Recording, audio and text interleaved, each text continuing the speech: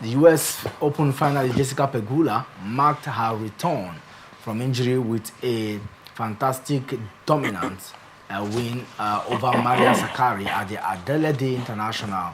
The American top seed took just 73 minutes to claim a 6-4, 6-1 win over Greece Sakkari and moved into the quarterfinals of the WTT 500 event. It was Pegula's first match since she withdrew from the WTA finals in November with a knee injury, and she reached her first major single final at the September US Open, where she fell to a straight defeat by Arina Sabalenka. She will enter the Australian Open, which starts this Sunday as the seventh seed in the women's singles. Pegula has always been there, but somehow she had injury concerns. It went back, prepared. She's back now, and she's always a good player anytime. Just that she's never been able to, show her dominance in when compared to the big names like Aina Sabalenka, Iga Swiatek, and maybe Coco Gauff also. But she has shown that she is always that player that will be within the top 10. It doesn't matter because she may not be in the big names, but she has a way of going to WTA and getting vital wins and winning some likely WTAs for her. That has also boosted her ranking. But let's talk about the fact that she's back now and her expectation for the Australian Open starting this Sunday. I think for me, first, for Jessica Pegula, a great player any day, anytime. Bouncing back after that injury spell out there to also defeat her opponent, I think it shows a sign that she's indeed ready for the Australian Open. And I think for me, she's one player that I love so much because of the way she carries herself, the way she, shows the passion on the court. So for me, I think good a thing that she's been able to beat that injury concern since November last year and to make it through this time around.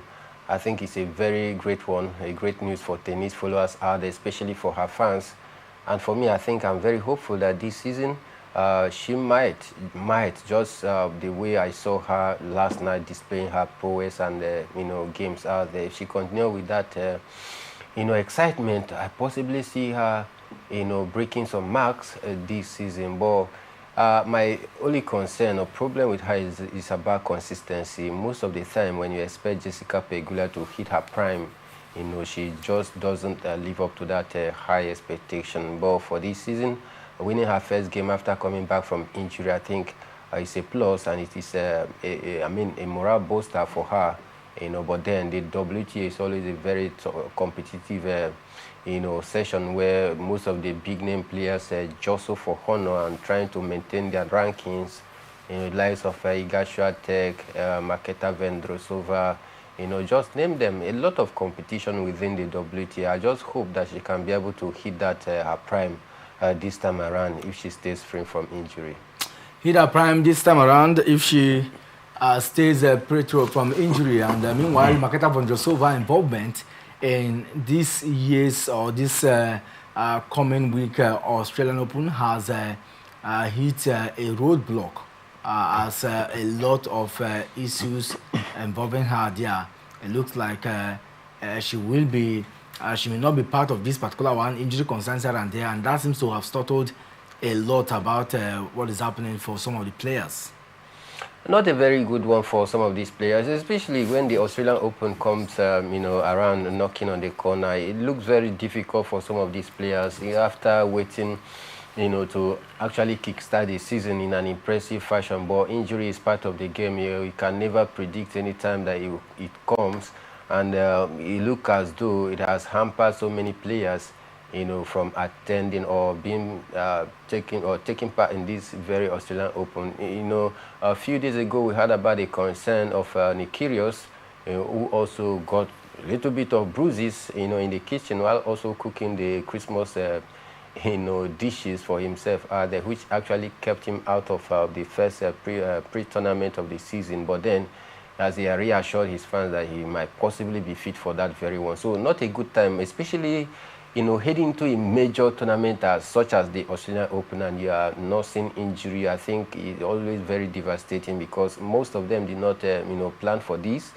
Some of them have been preparing very seriously, ahead of the Australian Open, all just at the nick of time you get injured, it could be very devastating. And I think for me, not a nice one at all. And especially, you know, when a season get off this way in a new year, you would love to see some or most of the big players, you know, all coming to, you know, showcase their talent out there. It is the aura, it brings a lot of excitement within the tennis fraternity, because a whole lot of tennis followers and lovers across the globe want to keep their eyes closed, you know, to some of these big names to see how they are faring. But quite unfortunate that when you are anticipating to see the best of the championship out there, you discover that some of these big names, you know, is out injured. It could be very frustrating for the fans out there, for the organizers, because, you know, the big names brings a whole lot of money. It brings a whole lot of attraction to the competition itself, where different brands want to put in their money out there, because, you know, the more the big names that will take part in such competition, the more the fans, the more the, you know, expectation, the more the hostility, the more the, you know, excitement comes. And for me, it helps the brands as well that have striking partnership deal with you know, tennis federation, who get to also, you know, recoup their money, but also, you know, plowing back what they've invested. So when you are seeing some of these big name players pulling out of such a big competition, courtesy of 1 or 2 injuries out there, it could be very frustrating for the organizers, you know, for even the players and the fans as well. So for me, I think it's not a good one for her at all. Not a good one for her at all. And Great Britain's Haridat and Billy Harris have also reached the final round of the ongoing Australian Open, and of course a lot